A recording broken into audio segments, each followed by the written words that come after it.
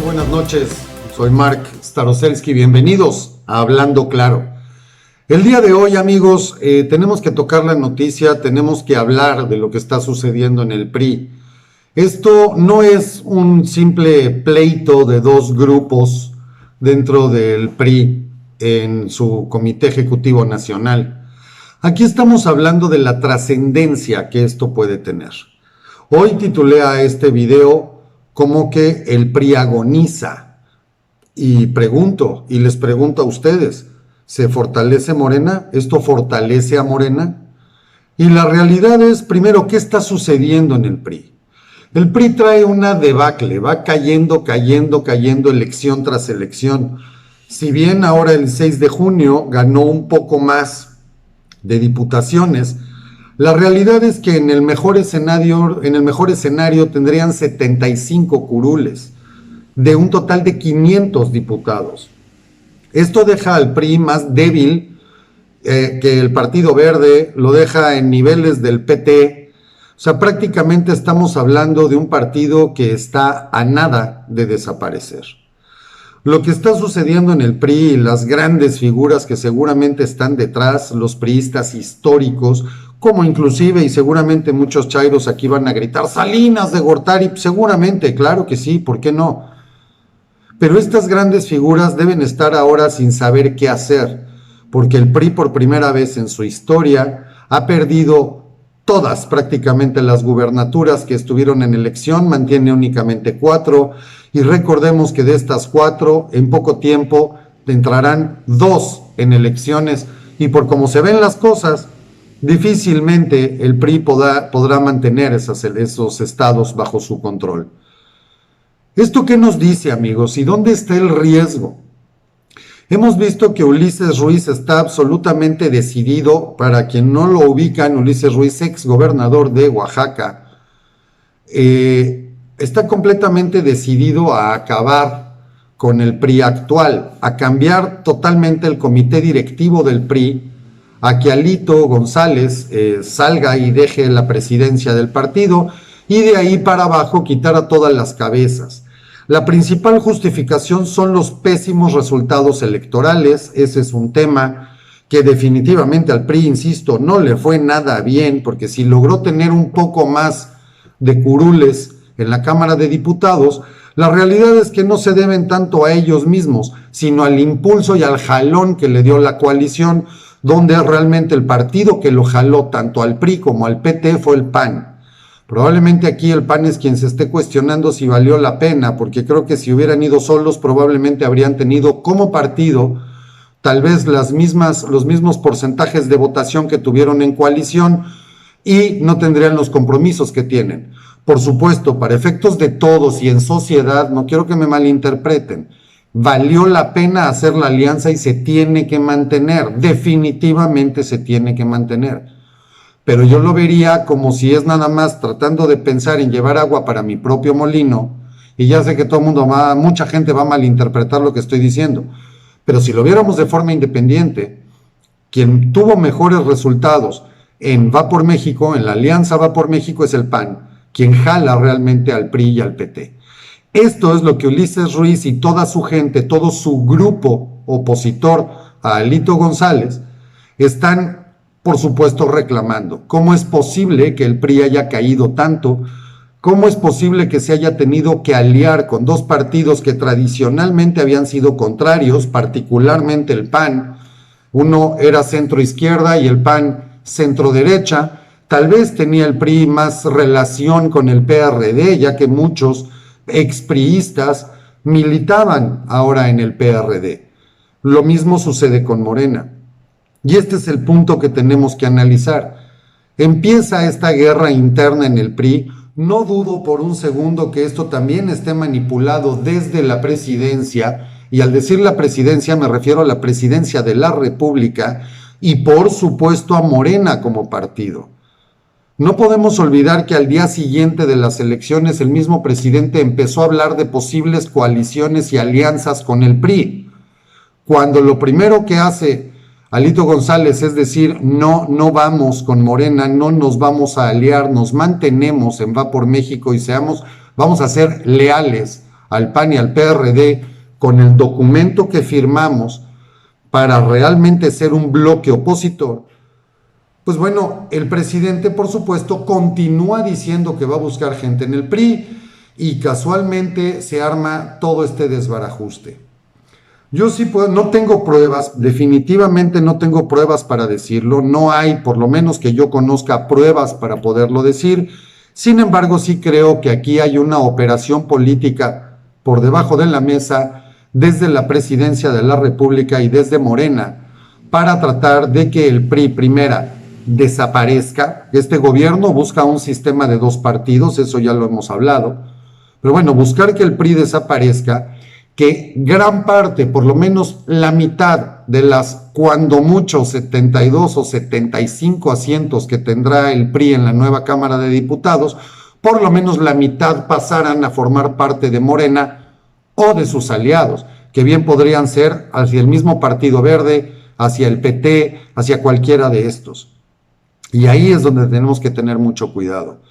Morena es un partido de priistas, el 80 o 90% de sus integrantes son priistas. Claro que algunos del PAN y otros pocos del PRD, pero digo, no nos hagamos tontos, el PRD, el PRI, Morena es exactamente lo mismo. Se quedaron los menos extremistas en el PRD y esto les ha costado el riesgo inclusive de perder el registro. Pero estamos hablando de priistas y a final de cuentas estas son como las bolitas de mercurio, como las gotas de mercurio, todo se vuelve a juntar en una sola. Y aquí lo único que tenemos es un cambio de nombre. El PRI del siglo XXI hoy se llama Morena. El PRI de la segunda década del siglo XXI se llama Morena y esto es evidente. Aunque los chairos griten y se rasguen las vestiduras y ya les recomendé vitacilina, todavía hay algo en las farmacias, vayan y compren, porque sé que esto les arde, pero es real, es la verdad. Andrés Manuel es un priista de toda la vida, se hizo, se formó en el PRI y gracias a que no pudo avanzar lo que quería avanzar, pues decidió volverse oposición, entre comillas, con todo lo que aprendió del viejo PRI, de sus principales maestros. Y los principales maestros son desde el sexenio de Luis Echeverría Álvarez. Entonces, todo vuelve a su origen, y aquí está todo volviendo a su origen. ¿Es un riesgo muy grande? Sí, porque esos posibles diputados, inclusive senadores, si el PRI desaparece o termina por fracturarse completamente y se rompe esta alianza derivada de lo mismo, tenemos el riesgo de que el bloque opositor en el Congreso pierda la fuerza que tiene y entonces Morena y sus aliados tengan lo que necesitan en porcentaje de mayoría para ser una mayoría calificada y entonces generar las reformas que la Cuarta Transformación requiere y que son del interés absoluto de Andrés Manuel López Obrador. Esto, amigos, por eso es el tema tan importante. Me queda muy claro que hay otras noticias y que en otros medios están circulando otras cosas. Lo único que hablan del PRI es si todavía hay 24 o 25 personas adentro del edificio del CEN del PRI, si estaban o no secuestrados, si podían o no salir. Y la realidad es de que desde hoy, 2 de julio por la mañana en comunicación directa con el programa de Ciro Gómez Leiva, quedó clarísimo que la gente no la tienen secuestrada oficialmente. Afuera, pues claro que había una cantidad de vándalos tremendo y la gente tenía miedo de salir. Pero están hablando nada más de eso, están hablando de consecuencias, entre comillas, súper leves. No va a pasar nada si la gente que se quedó adentro sale o no sale. Claro que a la gente de Alito González no le están permitiendo entrar. A la directiva actual del CEN del PRI no les permiten entrar. Claro que no, pues tomaron el partido para algo, quieren la renuncia forzosamente del comité directivo actual y el que todavía está en funciones. Esa es la manifestación y así es como lo están rompiendo, pero se me hace de llamar la atención que ningún medio de comunicación haga un análisis real de lo que está pasando con el PRI y las consecuencias que puede traer para el México de ahorita, simplemente para cuando inicie la siguiente legislatura, que prácticamente estamos a menos de 2 meses, bastante menos ya de 2 meses. Entonces, amigos, este no es un tema menor, este es un tema importante. Ulises Ruiz está absolutamente decidido. ¿Qué intenciones tenga? No lo sé, pero si de lo primero que el señor reclama es el hecho de la alianza con PAN y con PRD, esto tiene que prender los focos rojos, porque si lo que él va a pretender en caso de que llegue a la dirigencia del PRI es romper esos pactos, simulando que defiende las bases del PRI, el PRI tradicional, el PRI de arraigo, el PRI histórico, ese megapartido que lo controlaba todo, esa dictadura partidista que teníamos en México, pues definitivamente quiere decir que entonces Va por México se va a debilitar de una forma tremenda y esto no nos conviene a nadie. Ese PRI sí podría negociar con Morena, ese PRI, como sabemos, desde antes de que Peña Nieto entregara el poder, hay una negociación muy clara con Andrés Manuel y con Morena para no perseguir a su gente. Por eso el gobierno y Andrés Manuel se brinca a un sexenio completo y a quien culpa es al de Calderón, aun cuando no tenga pruebas de nada, porque no ha podido hacer nada ni podrá. Esta simulación de la encuesta para ver si se enjuicia o no a los presidentes no es más que eso, es una simple evaluación, es una simple manipulación al pueblo bueno y sabio. Pero por eso se brinca 6 años.